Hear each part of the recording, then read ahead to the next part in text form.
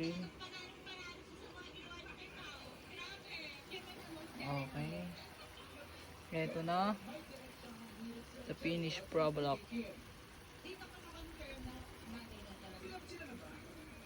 Muna. Okay. Gigisa tayo ng... Pera. Ha? Mukha akong pera. Of course! Mukha ka talagang pera!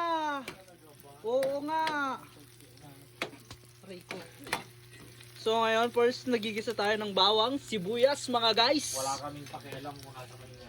Ito yung lulutuin natin na adobong karne ng baboy. Ito may sahog siyang potato, tapos ano to?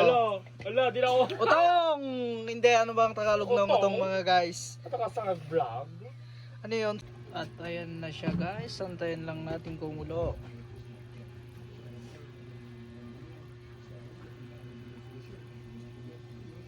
Kumulo, may ikot na yan guys.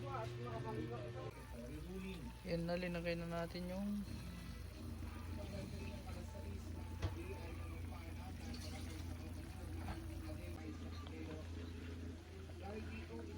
natin guys